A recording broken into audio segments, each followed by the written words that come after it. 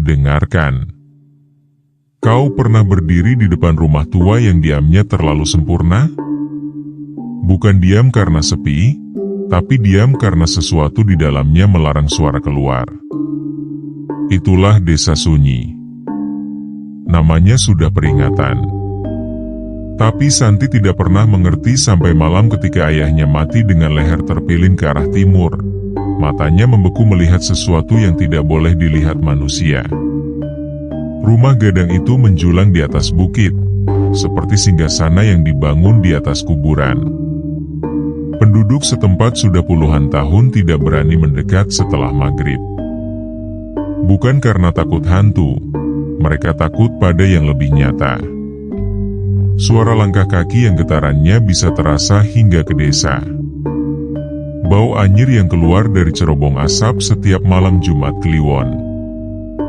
Dan tangis bayi yang tidak pernah berhenti, meski tidak ada bayi di rumah itu. Sekarang, bayangkan kau mewarisi semua itu. Satu pesan singkat dari ayahnya sebelum ajal, jangan buka lantai dapur. Tapi Santi membukanya. Dan apa yang ia temukan membuatnya tidak bisa lagi membedakan antara mimpi dan kenyataan. Antara doa dan kutukan. Antara hidup dan sesuatu yang menyerupai hidup tapi tidak pernah mati. Malam ini, gerhana akan datang.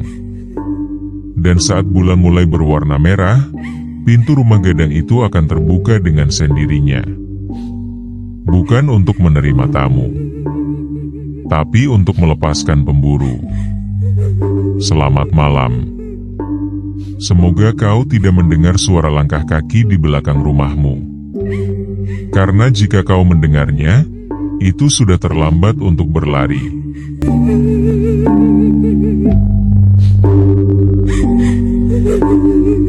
Malam itu, gerhana bulan tidak datang seperti biasa. Ia merayap dengan niat jahat.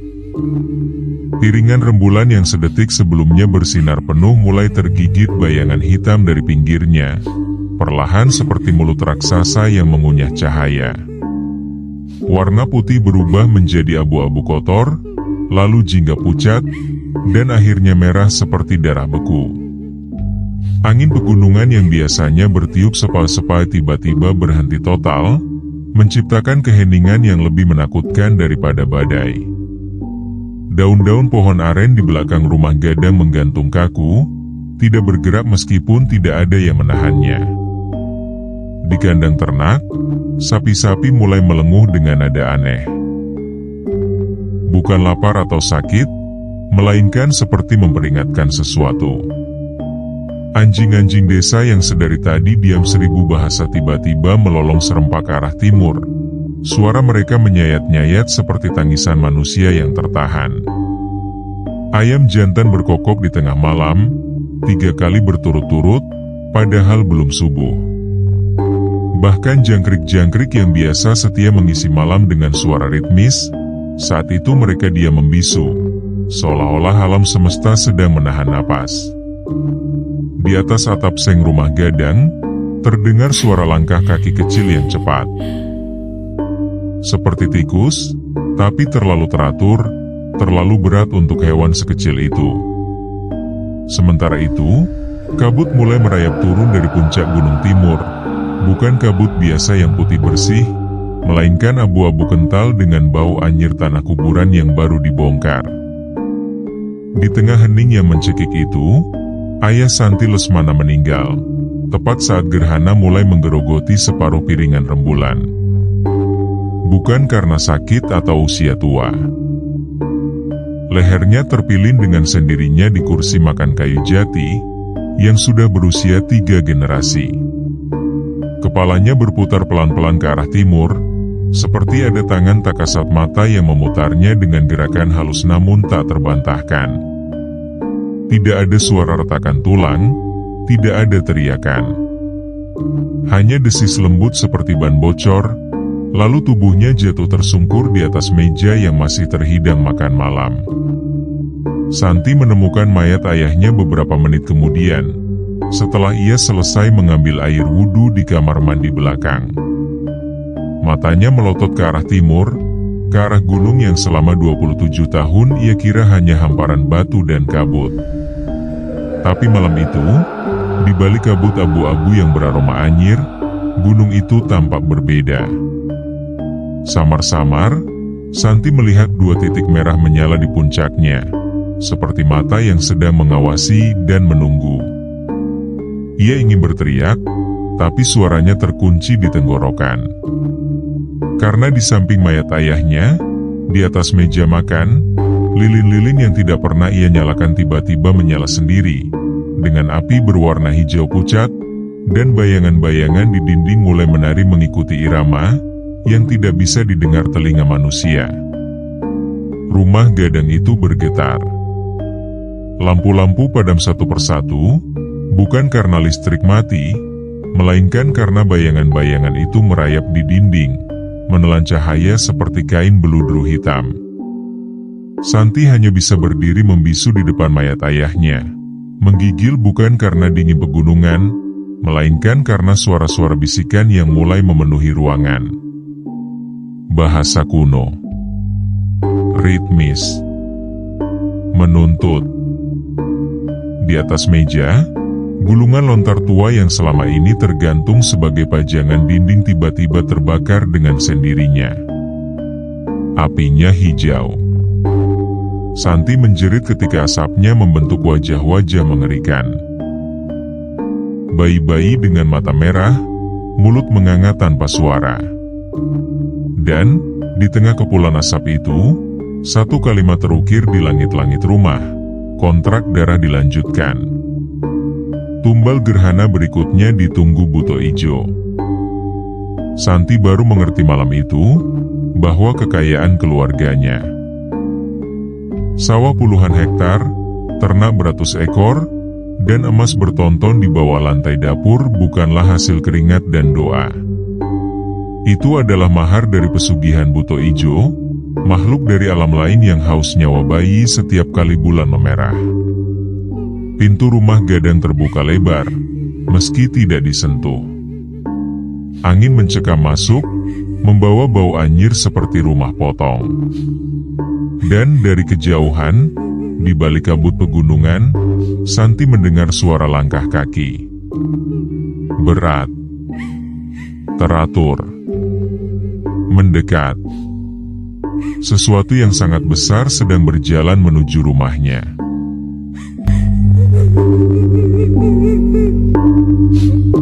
Tiga minggu setelah pemakaman ayahnya, Santi memecahkan lantai dapur. Di bawah ubin antik itu, ia menemukan ruang sempit berisi puluhan botol kaca berisi plasenta kering, rambut bayi, dan tulang-tulang mungil yang menyusun kalung mengerikan. Sebuah buku tebal bersampul kulit manusia, mencatat semua korban pesugihan keluarganya. 37 nama bayi yang hilang sejak tahun 1973. Santi muntah saat membaca nama terakhir, adik perempuannya yang meninggal saat baru lahir 25 tahun lalu, yang selama ini dikisahkan meninggal wajar karena infeksi tali pusar. Kenyataannya lebih kejam. Kakeknya sendiri yang menyerahkan bayi itu sebagai tumbal pertama kontrak buto ijo. Rasa kecewa dan ketakuan membuat Santi meminta tolong ulama muda dari kota, Ustadz Rizki, yang terkenal paham ilmu hikmah dan penolak bala. Pemuda itu datang dengan jenggot tipis dan mata tajam, membawa segulung ayat-ayat yang ditulis dengan tinta misik dan minyak zaitun. Bersama-sama mereka memasang 99 jimat di setiap sudut rumah. Pintu, jendela, bahkan lubang angin di loteng. Insya Allah, selama jimat-jimat ini utuh, tidak ada satu makhluk pun yang berani masuk, ujar Ustadz Rizki sambil mengusap keringat di dahinya. Namun malam itu juga, Santi terbangun oleh suara bernyanyi. Bukan suara manusia. Jimat-jimat itu, kertas bertuliskan ayat suci yang digantung di setiap pintu, tiba-tiba bersenandung dengan suara serak seperti pita kaset diputar terbalik. Santi merangkak ke lorong utama, dan melihat pemandangan yang membekukan darahnya. Semua jimat terbakar dengan api biru kehijauan, luruh menjadi abu yang berterbangan membentuk pola wajah-wajah mengerikan. Di luar, bayangan raksasa melintas di balik jendela. Tingginya hampir menyentuh atap rumah gadang yang setinggi 15 meter. 2 titik merah menyala di tempat yang seharusnya menjadi mata. Dan suara gerbang besi rumahnya mulai berderit, dibuka dari luar oleh tangan yang tidak terlihat.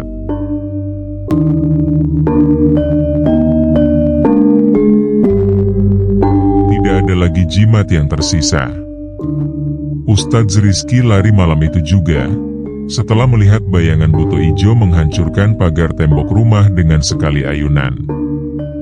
Santi ditinggal sendirian dengan dinding-dinding yang mulai berdarah, air keran yang mengucurkan rambut panjang hitam, dan cermin-cermin yang tidak lagi merefleksikan wajahnya melainkan pemandangan ruang bawah tanah berisi kerangka bayi-bayi.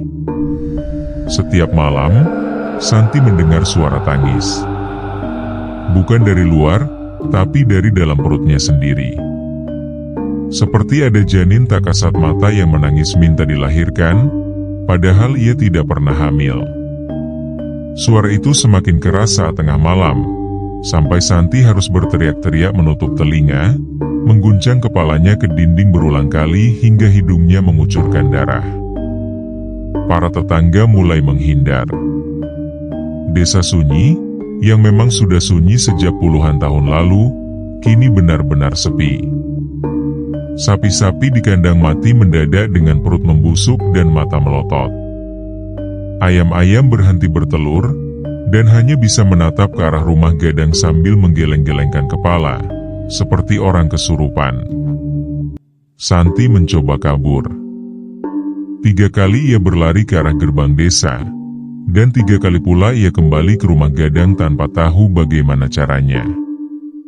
Jalan setapak yang sama, pohon-pohon yang sama, bahkan batu-batu sama ia temui setiap kali mencoba melarikan diri. Desa itu seperti labirin tak kasat mata, yang hanya bisa ia tinggalkan jika ia mati, atau jika ia menyerahkan tumbal. Namun, yang paling mengerikan terjadi di malam ke-27. Santi terbangun di posisi berbaring di atas meja makan, kedua tangan dan kakinya terikat tali rambut, dan di atas perutnya berdiri sesosok makhluk hijau dengan kulit bersisik, tinggi seukuran anak kecil, memegang pisau batu. Buto ijo itu tersenyum. Kamu tidak perlu memberikan bayimu. Kamu sendiri yang akan menjadi tumbal itu, Santi. Saat Santi berteriak minta tolong, jam dinding menunjukkan pukul 23.58. 2 menit menuju gerhana bulan berikutnya.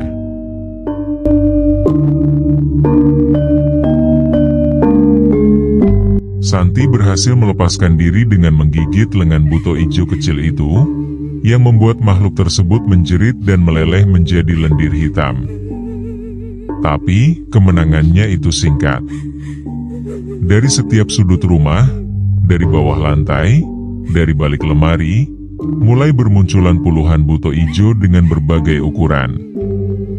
Mata mereka semua merah, kulit mereka hijau pucat, dan mereka semua memegang sesuatu, pisau, tali, atau kantong plastik berisi plasenta kering. Gerhana mulai terjadi. Santi melihat melalui jendela, bagaimana bulan berubah warna dari putih menjadi jingga, lalu merah darah. Dan, setiap detik warna itu berubah, tubuh buto ijo membesar. Yang tadinya hanya sekecil anak balita, kini tumbuh menjadi seukuran orang dewasa, lalu seukuran lemari, lalu seukuran truk. Satu makhluk raksasa menembus atap dapur. Kepalanya sebesar gentong air, matanya menyala seperti bara api, dan mulutnya menganga hingga terlihat 3 baris gigi taring yang saling tindih. Itu bukan lagi buto ijo biasa, itu induknya, yang selama ini menerima tumbal dari keluarganya sejak tahun 1973. Kontrak adalah kontrak, Suara induk buto ijo menggema seperti ribuan suara sekaligus. Satu tumbal bayi setiap gerhana. Ayahmu mati karena gagal memenuhinya. Sekarang giliranmu. Santi berlari. Ia menerobos pintu belakang, kakinya telanjang menginjak pecahan kaca dan puing kayu, tetapi ia tidak merasakan sakit.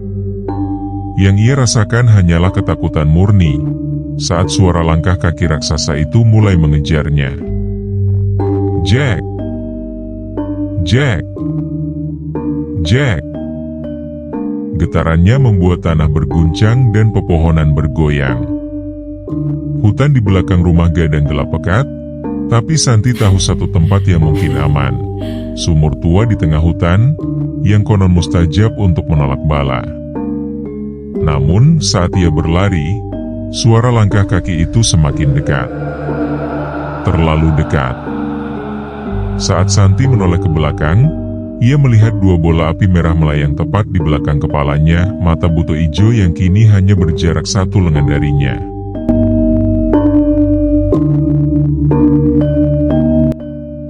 Santi melompat ke dalam sumur. Bukan pilihan, itu refleks putus asa seseorang yang lebih takut pada pengejarnya daripada kematian. Tubuhnya jatuh bebas, tangan dan kakinya bergesekan dengan dinding sumur berlumut, dan ia mendarat di air setinggi perut yang dingin menusuk tulang. Di atas, buto ijo mengintip. Wajah hijau raksasa itu menghalangi seluruh lubang sumur, membuat Santi terperangkap dalam kegelapan total.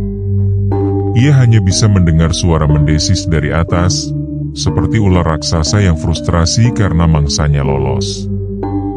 Akan kutunggu sampai gerhana selesai, suara itu bergema. Atau sampai kau mati kedinginan di sini. Mana yang lebih cepat? Santi menggigil. Bukan hanya karena dingin, air di sumur ini tidak terasa seperti air biasa. Terlalu kental. Terlalu berbau anyir. Tangannya meraba-raba dinding dan menemukan sesuatu yang membuatnya hampir pingsan. Ratusan tulang bayi menempel di batas sumur, membentuk mosaik mengerikan yang konon berfungsi sebagai perangkap energi gaib. Ia teringat cerita ayahnya dulu, bahwa sumur ini dulunya adalah tempat pembuangan plasenta bayi-bayi yang lahir di desa. Tapi, kenyataannya lebih kejam. Sumur ini adalah altar kedua pesugihan buto ijo, tempat di mana nyawa-nyawa bayi disedot perlahan, sebelum tubuh mereka dikubur di bawah rumah Gadang. Jam menunjukkan pukul 00.15. Gerhana puncak akan berlangsung hingga pukul 1.30. Santi masih punya 1 jam lebih untuk bertahan di dalam sumur yang sebenarnya adalah kuburan massal.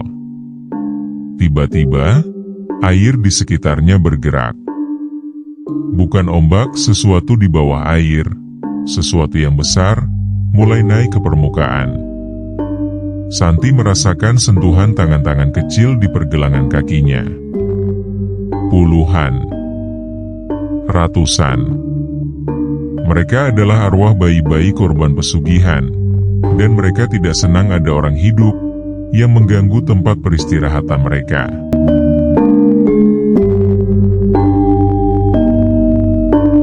Santi, pegang tanganku. Suara itu tidak mungkin. Tapi itu nyata.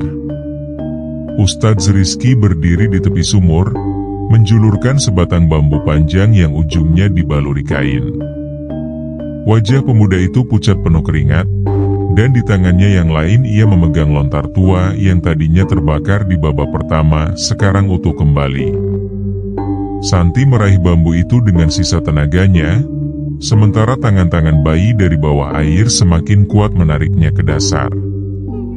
Pertarungan tarik-menarik terjadi di dalam sumur gelap itu.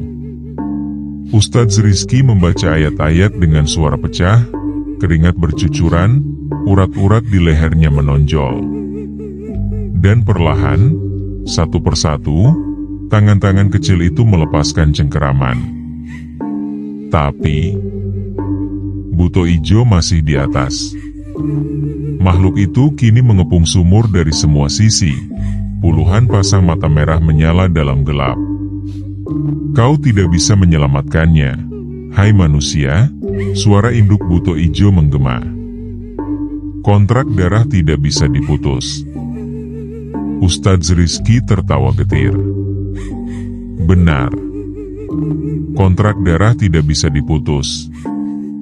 Tapi kontrak itu bisa dialihkan. Santi terperangah saat Ustadz Rizky mengeluarkan pisau dari balik jubahnya dan menyayat telapak tangannya sendiri. Darah menetes ke dalam sumur, dan tiba-tiba seluruh air berubah warna menjadi putih bersinar. Tangan-tangan bayi itu melepaskan Santi seketika, dan malah merambat naik ke dinding sumur, keluar dari lubang, dan menyeret satu persatu buto ijo ke dalam sumur. Ini bukan pesugihan biasa, ujar Ustadz Rizky dengan suara berat. Ini jebakan. Lontar ini palsu. Ayahmu tidak mewariskan utang. Dia mewariskan perangkap. Mata Santi membelalak saat Ustadz Rizky membuka lontar itu dan memperlihatkan halaman terakhir.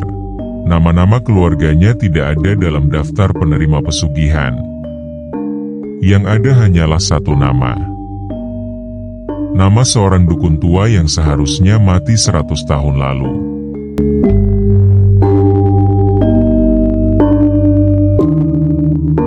Dukun itu bernama Mbah Parto.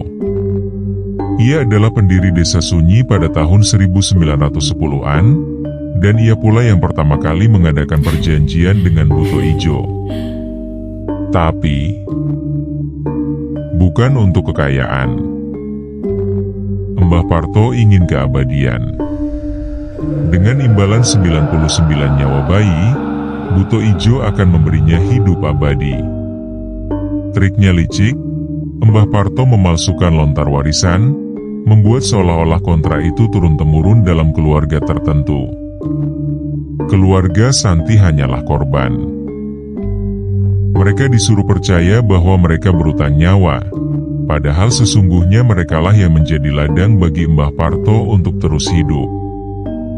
Setiap kali sebuah keluarga gagal membayar tumbal, nyawa mereka, bukan nyawa bayinya, yang menjadi makanan keabadian bagi Mbah Parto. Ayahmu tidak mati akibat gagal membayar tumbal, jelas Ustadz Rizky sambil menunjuk ke arah hutan. Ayahmu mati karena Mbah Parto membutuhkan nyawa baru untuk memperpanjang hidupnya. Dan dia memilih ayahmu. Santi menggigil hebat. Jadi selama ini keluarganya bukanlah pewaris utang. Mereka adalah ternak. Dipelihara selama puluhan tahun, diberi kekayaan palsu, hanya untuk diambil nyawanya satu persatu saat waktunya tiba. Dari balik pepohonan, suara tertawa tua terdengar. Seseorang keluar dari kabut. Seorang lelaki tua bungkuk dengan kulit keriput seperti kayu kering, mata kuning bersinar, dan tangan yang hanya tinggal tulang. Mbah Parto masih hidup, masih haus. Anak muda itu benar, kata Mbah Parto sambil tersenyum memperlihatkan gusinya yang hitam. Keluargamu hanya umpan. Tapi kau tahu yang menarik? Ayahmu tidak mati sia-sia. Sebelum ajalnya, dia sempat menghubungi orang-orang yang bisa membantumu. Dari balik pohon beringin besar, belasan orang keluar. Mereka semua memegang senjata tradisional dan jimat. Dan mereka semua adalah korban selamat dari pesugihan Mbah Parto, yang selama ini dianggap mati.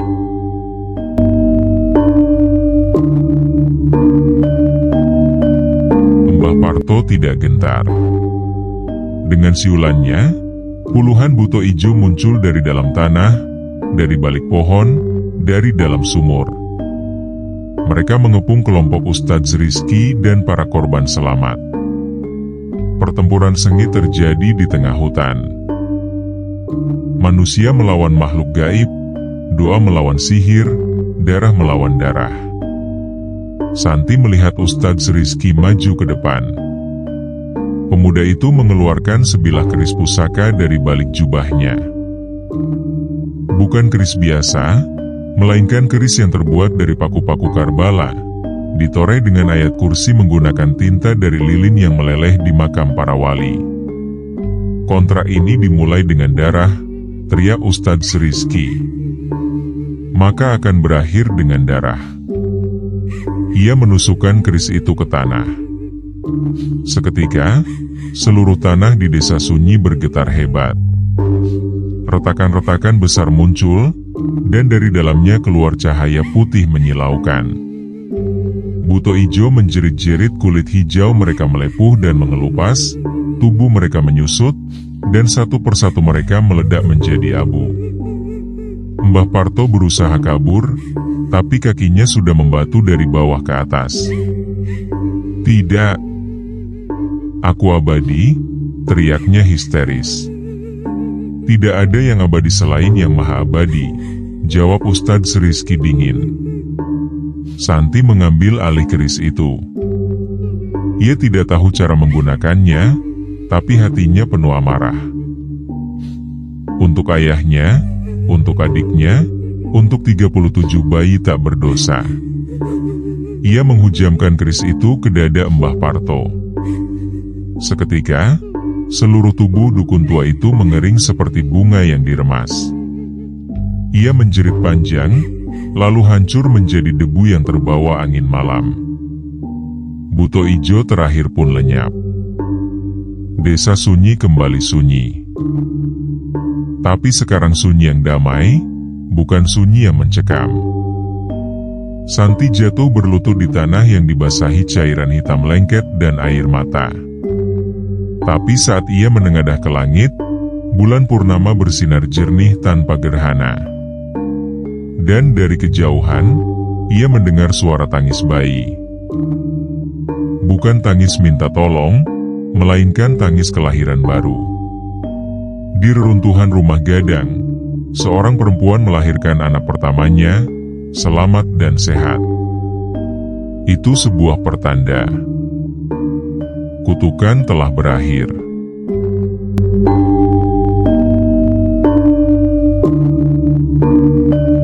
Setahun setelah malam teror itu, Santi membuka panti asuhan di bekas rumah gadangnya.